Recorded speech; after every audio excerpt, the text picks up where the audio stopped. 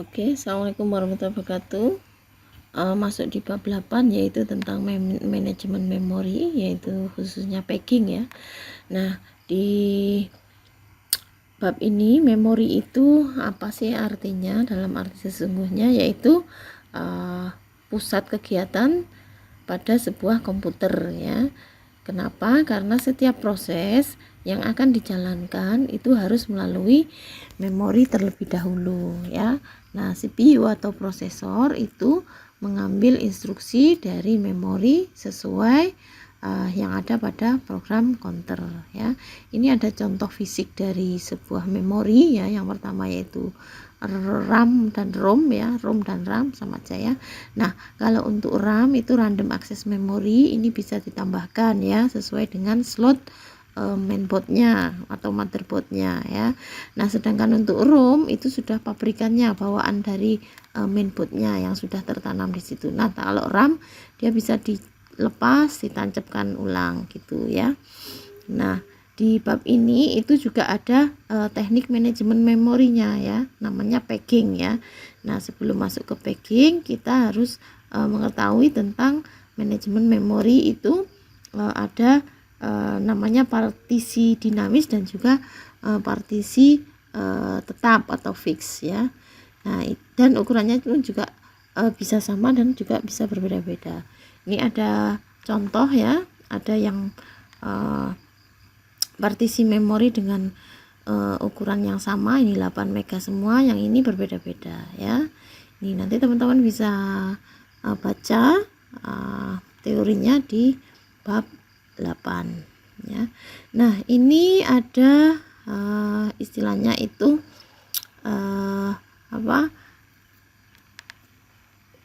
ilustrasi bahwa satu partisi itu satu antrian, dan juga ada juga banyak partisi satu antrian. Nah, ini ya, ini ditangani oleh satu partisi, setiap satu antrian tangani oleh satu partisi yang tadi. Nah, kalau yang ini banyak partisi, ini kan partisinya banyak tapi antriannya cuma satu. Nah, dari gambar di atas ini, kedua-duanya ini ya, dapat kita simpulkan bahwa setiap satu partisi satu antrian yang ini ya, nah itu terdapat proses antri pada partisi yang berukuran lebih sedikit ya, lebih sedikit besar atau sama ya dengan ukuran prosesnya nih ya. Ada yang lebih sedikit besar, ada yang sama gitu ya. Nah, ini mengartikan bahwa ada beberapa kelebihan dan kekurangannya ya. Nanti teman-teman bisa baca apa kekurangannya dan apa kelebihannya. Ini di sini ada ya. Nah, sedangkan untuk gambar kanan ini itu untuk banyak partisi satu antrian itu dapat dikatakan setiap proses dapat menempati di sembarang partisi ya yang sedang tidak digunakan. Ini boleh bebas ya. Tuh di situ. Oke, nah ini kita masuk ke packingnya ya. Packing itu apa? Sebelum ke packing kita perlu mengetahui tentang pack ya. Pack itu membagi-bagi proses menjadi bagian kecil yang ukurannya sama dengan bagian-bagian memori. Nah, sedangkan packing itu membagi memori menjadi blok-blok dengan ukuran tetap ya, sama dengan fix partitioning ya, hanya ukuran blok lebih kecil. Nah, ada istilah frame juga, yaitu blok dengan ukuran tetap ya berada pada memori fisik, ukuran frame lebih kecil dari pack. Nah, jika pack itu ukurannya mega atau giga, frame itu cukup kilobyte gitu ya. Ada juga ini istilah pack table ya. Pack table itu untuk mengimplementasikan pack ke frame ya, di mana pack table akan dimiliki oleh setiap proses ya. Pack table itu terdiri dari 2 kolom ya. Ini kolom nih, ini pack table ya, menyimpan informasi ya. Dia terdiri dari pack number yang ini, pack nomor frame yang ini ya. Dia pack numbernya 0, nomor framenya 1 ya. Nah, frame itu kan di sini 0, 1, 2, 3, 4 dan seterusnya. Nah, 0 ini nomor frame-nya 1 berarti di sini tempatnya, berarti di sini ada 0, peak 0. Kalau peak peak numbernya 1, kemudian nomor frame-nya 4, berarti dia di sini kan 1 2 3 4 di sini. Nah, di sini peak-nya 1. Nah, kalau 3 gimana? Ya, 3 7 ya ininya untuk nomor frame-nya ya. Nah, 7 berarti di mana? Nah, mulai dari sini 0 1 2 3 4 5 6 7. 7 di sini. Sini berarti peak 3. Seperti itu ya. Oke, next. Nah, kemudian ada istilah MMU ya, Memory Management Unit. Itu sebuah unit yang berada di antara CPU dan memori. Ini CPU, ini memori. Nah, MMU ada di sini. Ya, ini nanti ada skema packing, nah, teman-teman bisa baca. Kemudian ada jenis-jenis address atau alamat ya. Ini ada logical address, ada physical address ya. Ada juga peak number, peak offset ya. Dilambangkan dengan P kecil, D kecil. Oke ya, itu teori-teorinya, nanti teman-teman bisa baca.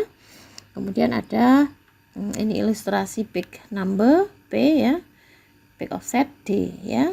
Ini juga ada ilustrasi pemetaan proses dengan peak number dan peak offset ya. Ini yang kayak tadi itu ya.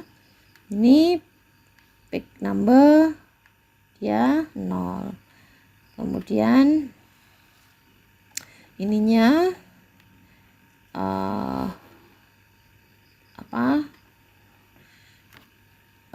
number frame-nya 1 ya. Ini seperti ini. Ini ke sini. 1 ke sini. Sini yang kayak tadi saya jelaskan di atas. Oke, next langsung ke contohnya aja ya. Nah, diketahui alamat logika itu kan ada 1502 ya. Nah, 1502 jumlah bitnya itu ada 16 bit. Untuk ukuran peak-nya per halamannya ya itu ada 1 kilo atau 1024 atau 2 pangkat 10 ya. Nah, pada peak keberapa alamat 1502 ini? Nah, juga pada offset keberapa alamat 1502 ini. Nah, solusinya yang pertama seperti ini. Untuk ukuran peak itu kan ini ya, untuk ukuran peak 1024. Berarti yang sini itu 1024 gini ya. Itu satu peak ya.